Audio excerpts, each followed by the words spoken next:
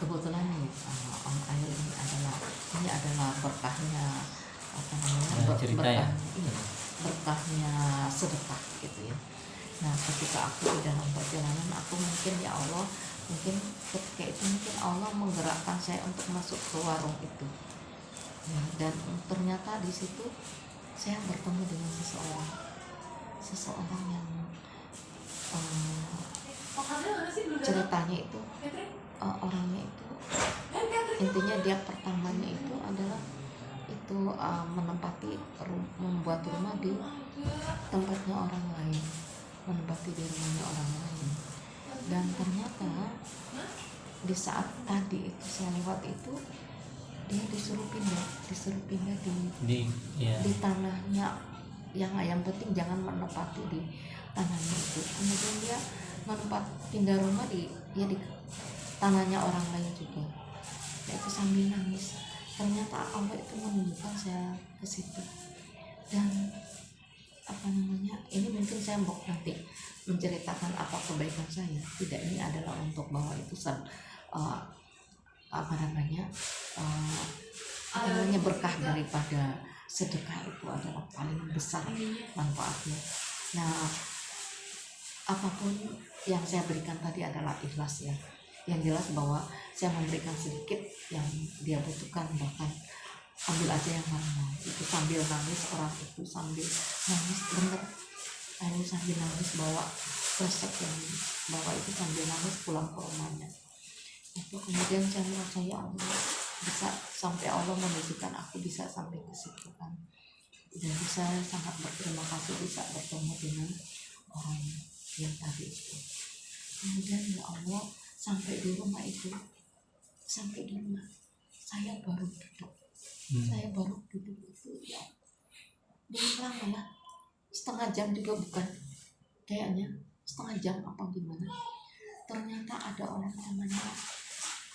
temannya bapak kayak itu datang di sini memberikan uang itu, mau bilang 10 kali lipat yang nggak mungkin ya, itu 100 kali lipat yang dibawa sama orang itu diberikan ke saya sama untuk almarhum gitu, seperti itu. Jadi memang Allah menjanjikan bahwa kalau kita akan memberikan sesuatu dengan ikhlas maka akan dilipat gandakan, entah itu 10 kali atau 100 kali.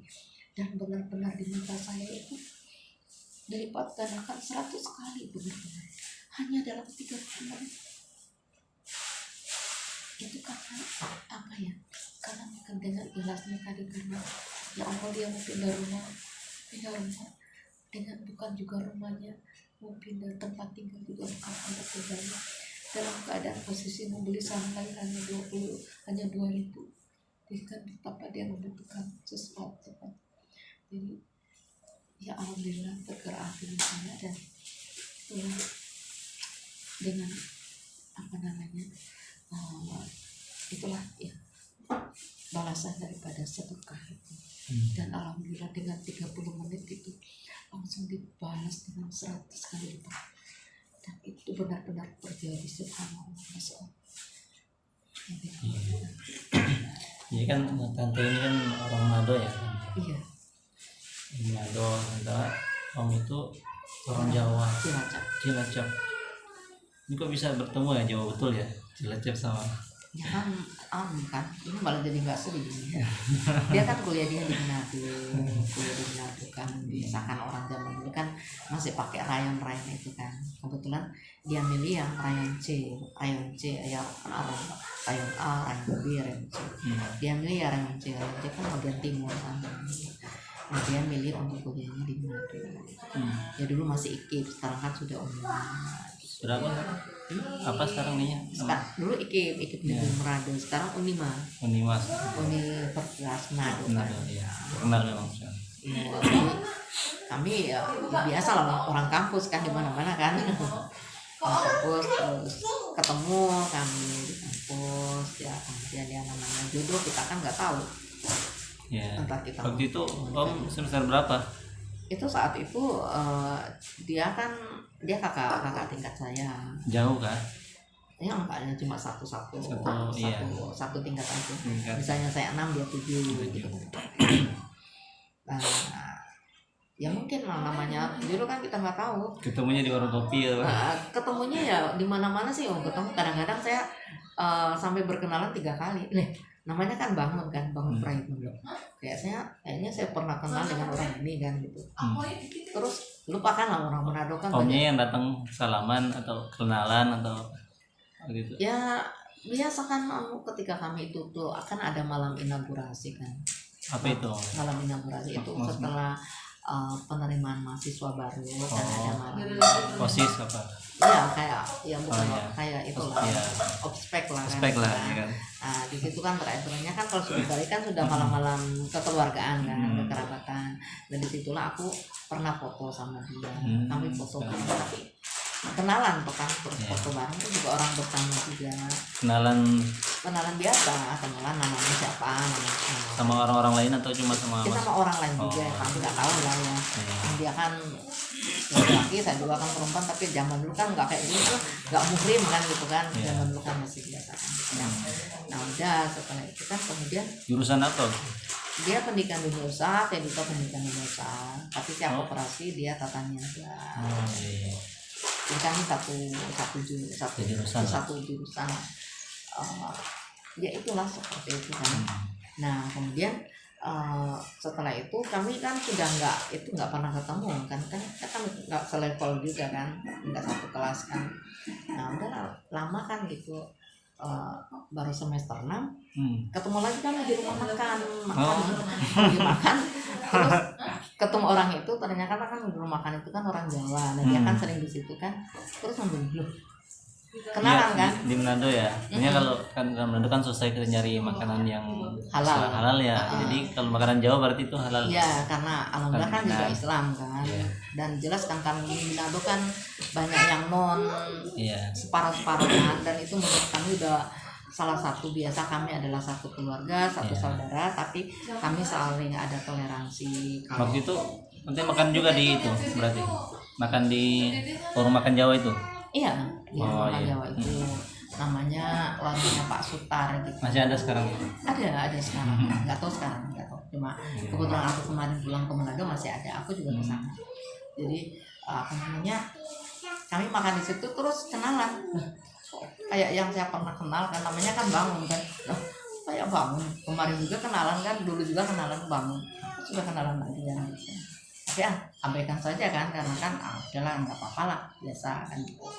Nah terus ketemu lagi justru sudah mau mendekati ujian akhir.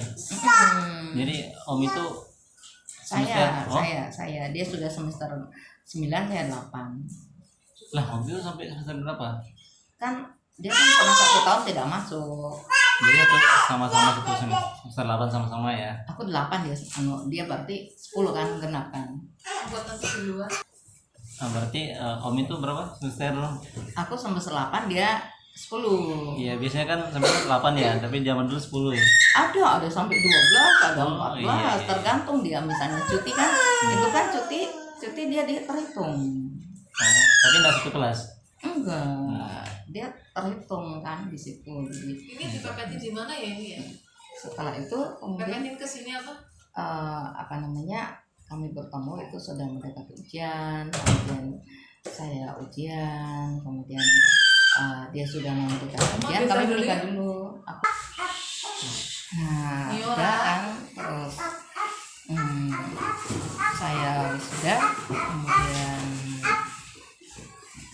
dia ngelamar saya dari bulan Februari. Lama terus kan. Untuk akadnya sebetulnya mungkin caranya orang Jawa sudah akad ya, tapi kalau caranya orang Batam itu belum. Iya, masih resepsi gitu kan, tapi caranya Jawa itu apalagi sudah kenal ya.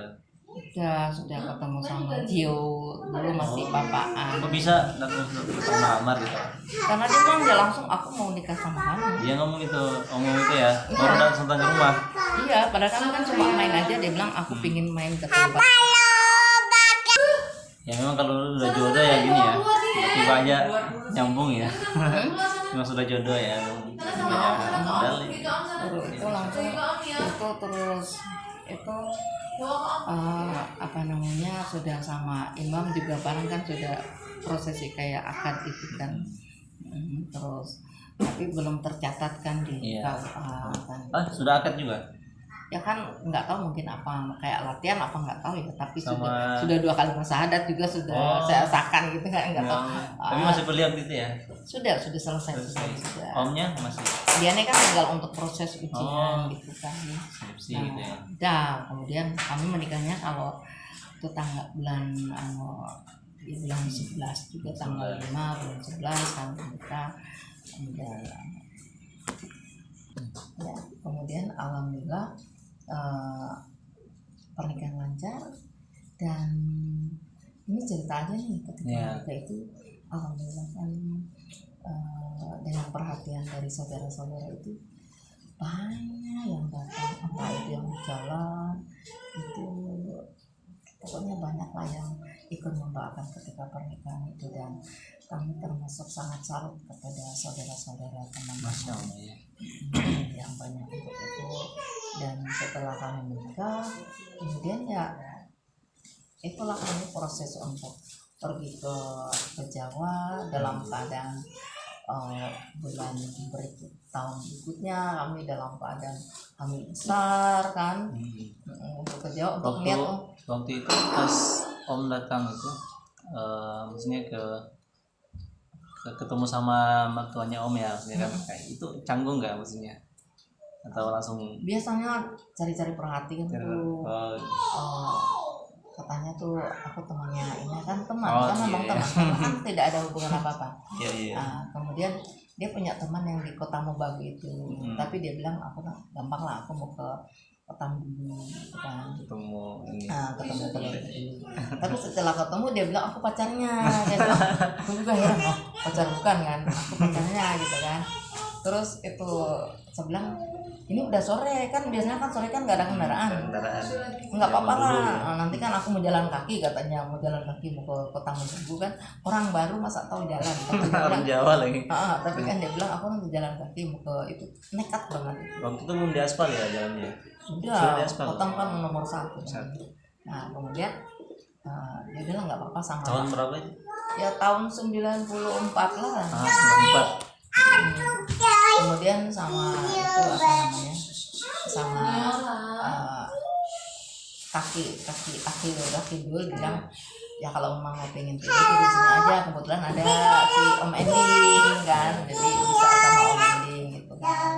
Nah udah setelah itu kan ya biasa kan, terus besoknya dia memang besok pagi-pagi ke Kota Mobagu, ketemu sama temannya, ketemu temannya cewek cowok yang nggak tahu. Kami kan tidak ada pacaran kan, tidak ada rasa cemburu, nggak ada rasa belum pacaran kan? Nggak ada pacaran.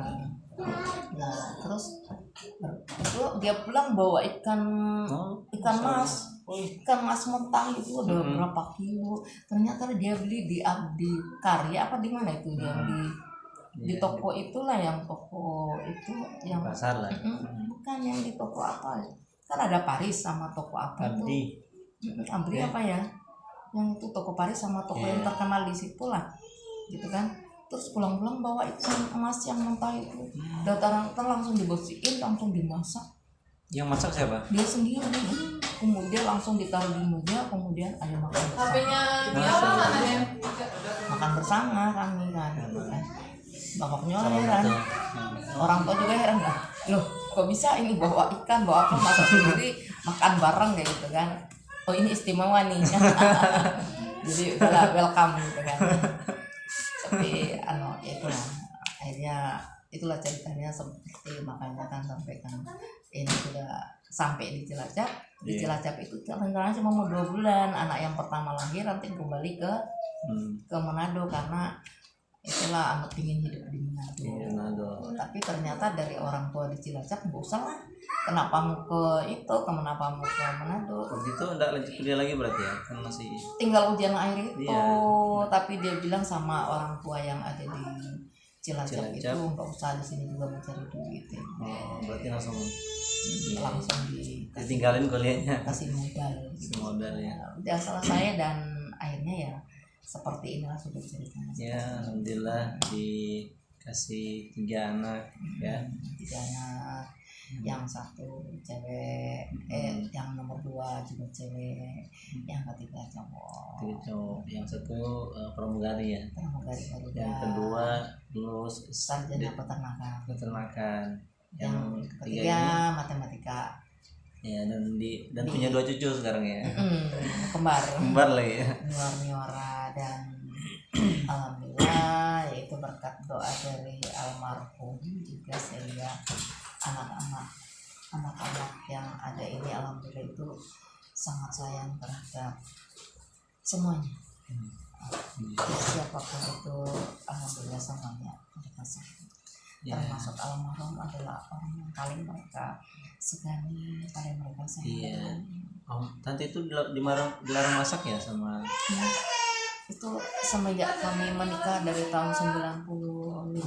4 ya? 94 lah baru kenal kan belum masak kan. 95 itu. Dari saat itu, dari situ saya nggak pernah nyuci baju, nggak pernah nyuci piring, nggak pernah masak. Saat itu sampai dia meninggal, itu sampai piring masih dia nyuci karena dia. Ya, tadi di mana? Tadi sampai di mana? Ya sebelum bawa itu suami saya itu nggak pernah aku disuruh masak. Dilarang ya, padahal Tante itu pingin masak, Kan saya ahli masak, ahli masak untuk masak menabula biasa. Gitar masak, nyuci baju ya, jago lah. Tapi tidak diizinkan oleh suami. Masya Allah, suami soleh seperti ini. Pokoknya memang itu pekerjaan ya, aslinya pekerjaan suami ya. Tapi kalau istri mau melakukan berarti itu diambil pahalanya sama istri lah seperti itu. Gitu. Tapi ini dilarang ya? Dilarang, saya nggak boleh. Jadi nggak pernah cuci baju, masak. Itu sampai saya walaupun pakai mesin pun dia kan dulu kan pakai tangan. Pakai mesin pun itu jangan biasanya itu sampai kalau saya pegang reso itu sampai kayak gemeter gini karena bertahun-tahun kan. Masya Allah. Karena gitu. Jadi intinya bahwa apalagi yang paling istimewa kalau bulan puasa. Bulan puasa itu dia nyontoh tetek dul kaki. Ya, kakek. Itu dia lihat itu kakek dulu itu kan kalau mau bulan puasa kan mama saya sama kami semuanya kan dibangunin untuk makan, nggak pernah untuk masak kan. Nah itu dia contoh. Jadi kami kalau bulan puasa saya sama anak-anak itu tidak pokoknya jangan sampai untuk memasak, jangan sampai apa. Jadi bulan puasa adalah cara-caranya almarhum untuk mencari amal ibadah. Jadi misalnya dia bilang puasanya nggak benar, tapi puasa anak-anaknya benar, dia ambil dari situ. Makanya justru dia menyediakan makan untuk yang sahur itu. Masya Allah ya. Jadi anak-anak itu dibangunin untuk nanti tinggal saya sama anak-anak itu tinggal bangun, tinggal sudah dari piring, tinggal makan. Nah ini bulan puasa lagi sebentar lagi saya bilang. Ya. Ingin dapat pahalanya. Iya, jadi niatnya ingin mendapatkan pahala. Jadi saya tidak dapat pahala karena puasa saya nggak benar, tapi saya mendapatkan pahala dari anak-anak saya sama istri saya. Makanya kan kalau bulan puasa itu dia sangat bahagia dengan bulan puasa karena bulan itu dia bilang tempatnya untuk mendapatkan amal ibadah. Jadi dia tidak mengizinkan kami untuk mengolah apa-apa, mau masak, mau apapun, seringan-ringan apapun masakan. Bahkan teh pun dia buatkan, sama susu pun dia buatkan untuk saya sama anak-anak. Gitu. Jadi baru itu setelah makan udah, terus dia makan terus tidur. Masya Allah ya. Ya inilah yang suami yang dicari seperti inilah, ini jarang ya. Tapi tidak semuanya. Iya. Ini adalah karena dia nyontoh tetek dulu, aki dulu. Oh iya. Karena ketika lihat itu bulan puasa itu bapak itu masak, kemudian kami dipanggil makan. Jadi dia melihat itu, kemudian bapak itu pernah dari kebun datang sama mama, itu mama nggak ngapa-ngapain. Terus bapak yang langsung ke dapur bawa ikan langsung dimasak. Kan biasa kan di sana kan di Otang kan di sungai ada bawa apa gitu. Pulang-pulang itu karena sudah kebiasaan dari bapak saya itu kalau masak bawa apa itu langsung dibersihin, kemudian dimasak sendiri makan. Nah itu dia lihat kayak gitu, jadi dia nyontoh itu untuk nanti ke saya.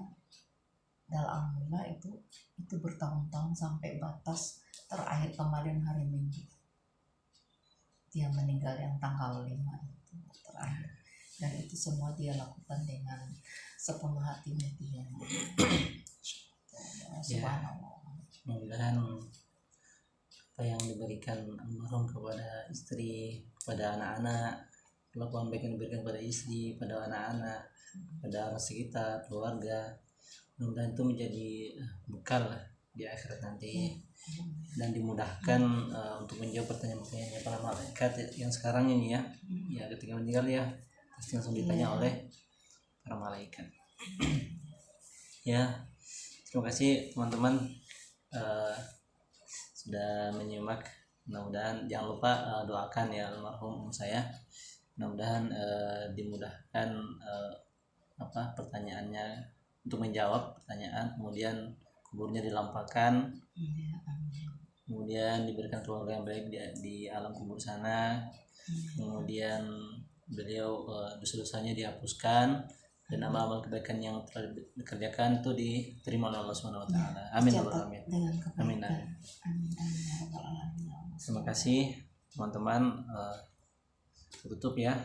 Bisa tutup. Boleh. Oh, ya. Assalamualaikum warahmatullahi wabarakatuh. Waalaikumsalam.